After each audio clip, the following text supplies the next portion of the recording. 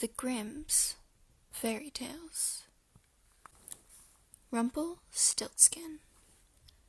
There was once a poor miller who had a beautiful daughter named Esmeralda. Because the miller was ashamed of being poor, he made it a habit of telling lies so people would believe he was rich. One day he ground some corn for the king and delivered it to the palace. When he saw the rich carpets and the handsome furniture and the gold and silver ornaments which the palace was furnished, he said to the king, "All this is very well, but I have a daughter who can spin straw into gold." And the king loved gold better than anything else in the world, so he said to the miller, "Your daughter would please me very much. Bring her to the palace in the morning, and let me see what she can do." At this the foolish miller began to shiver and shake in his boots, for he knew no one who could spin straw into gold. "Unfortunately, she is going on a long trip tomorrow," he told the king. "She must visit her aunt, who is very ill." "Bring your daughter to me in the morning," said the king, "or I will have your head cut off." He sent the miller away. When the miller got home, he confessed to his daughter what he had done. Esmeralda loved her father very much, so she became very frightened. "What am I to do?" she cried. "I can't spin straw into gold. I will not be able to save you." "Nevertheless, I must take you to the king," said the unhappy miller. "When he learns the truth, perhaps he will spare you because of your beauty, but I shall certainly lose my head." Early the next morning the miller brought Esmeralda to the palace. As soon as they arrived, the king led her to a small room filled with straw. In the center of the room was a large spinning wheel. "Go to work at once," he said, "and if you have not spun all the straw into gold by tomorrow morning, I will cut off your father's head." Then he left. For a long time Esmeralda sat looking at the straw, wondering how she was to spin it into gold. She began to cry and cry and cry, until the tears ran down her face like a waterfall. Suddenly the door opened, and walked in a little dwarf. "Good day, fair lady. Why are you crying?" he asked. Through her tears Esmeralda replied, "Because I am supposed to spin the straw into gold by tomorrow, and I don't know how." "What will you give me if I do it for you?" asked the dwarf. "I will give you my necklace," said Esmeralda. "It's a bargain," said the dwarf, taking the necklace. He sat down at the spinning wheel and began to spin. All night the dwarf spun, and by the time the birds were singing their morning songs, the straw had all been spun into gold. When the king walked in, he was astonished. So was the miller, but he was also very grateful to Esmeralda for saving his life. The king, however, instead of sending the poor man and his daughter away, led Esmeralda into a larger room filled with straw. "Spin this straw into gold by tomorrow," he told her, "or I will cut off your father's head." And he left her. Again Esmeralda was filled with dismay, and she began to cry. Again the door opened, and again in walked the dwarf. "What will you give me if I spin the straw into gold?" asked the dwarf. "I will give you the ring off my finger," said Esmeralda.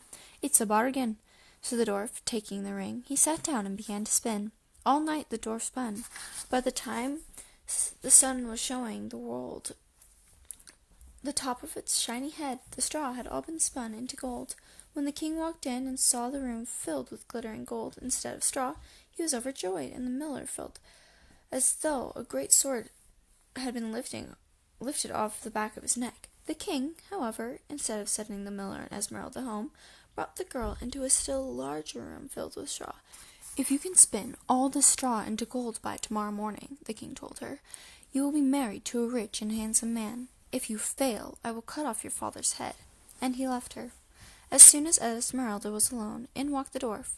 "What will you give me if I spin all the straw into gold?" he asked. The girl looked all through her pockets and all over herself, but she could find nothing more to give him. "Promise me your first child if you become queen," said the dwarf. Esmeralda thought to herself, "That's not a very good bargain for him, for I am as likely to become queen as my father is to become rich." So she agreed. "It's a bargain," said the dwarf, and he sat down at the spinning wheel. All night long he spun. By the time the sun had dried the morning dew off the grass, all the straw had been spun into gold.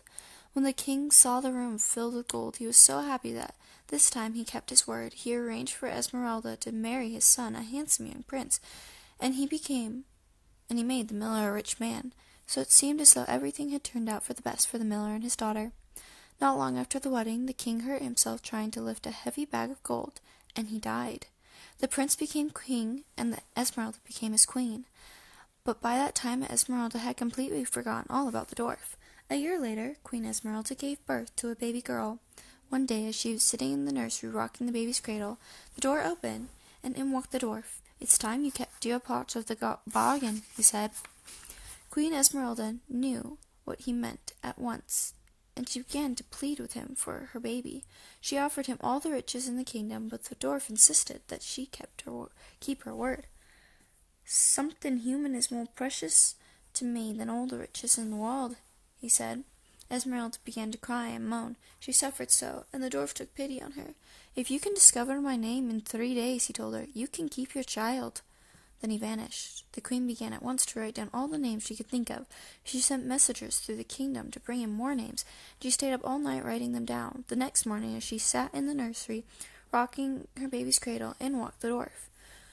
"You know my name?" he asked. Esmeralda began to read off the names she had written down. David, John, Matthew, Solomon.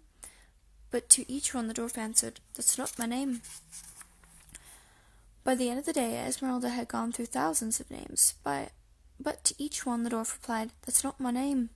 So the queen again sent messengers throughout the kingdom, this time to collect the most unusual names everyone could think of. She wrote them all down, working all night long. On the morning of the second day, she sat in the nursery rocking her baby's cradle. In walked the dwarf. "Do you know my name?" he asked. The queen began to read off all the unusual names she had collected. Caspar, Melicor, Balthasar. But to each one the dwarf answered, "That's not my name." On went the queen. Roast lamb, rib steak, lace leg, shirt ruff, and each time the dwarf said, "That's not my name." By the end of the day, the queen had read off thousands of names, but still had not guessed the dwarf's name. "You have one more day," said the dwarf, as he bent over the cradle and pinched the baby's cheek. Then he vanished. Once more the queen sent out messengers to collect names. This time they came back with very few, but no one could really think of any names that had not already been used. One messenger, however, returned with a strange story. "I have no new names," he said, "but last night I rode across a very high mountain and came to the edge of a deep forest. I stopped at a little house to ask for water. My horse, looking through the window, I saw a little man dancing in front of a fire. He was singing, 'Straw o' gold, straw to gold. No one yet my name has told. The queen can never win this game. Rumpelstiltskin is my name.'" The queen thanked the messenger and went back to the nursery to wait for the dwarf. When he walked in, he went right to the cradle. Turning to the queen, he asked, "Do you know my name?" "Let me see," said the queen. "Is it Bumpkin?" "That's not my name," said the dwarf, leaning over the cradle. "Is it Clothespin?" asked the queen. "That's not my name," said the dwarf, reaching out for the baby. "Then it must be Rumpelstiltskin," cried the queen, snatching the baby away from him. "A witch must have told you," screamed the dwarf. He stamped his foot in rage and disappeared in a puff of smoke. And so the queen kept her baby and lived with her king happily ever after, but she never went again into the room where the spinning wheel was kept. Late at night, when someone in the palace was asleep, the servants told her that they heard the spinning wheel turning, and a strange little voice singing, "Turn the wheel, spin the thread, who saved the miller's head? Wheel turn, thread spin, Rumpelstiltskin." And that is the end of Rumpelstiltskin, Grimm's fairy tales. Thank you all for listening in, and I'm sorry for the little bit of a glitch that there may be. Someone came in and I had to discuss something. But thank you all for being here, and I'll see you for the next story.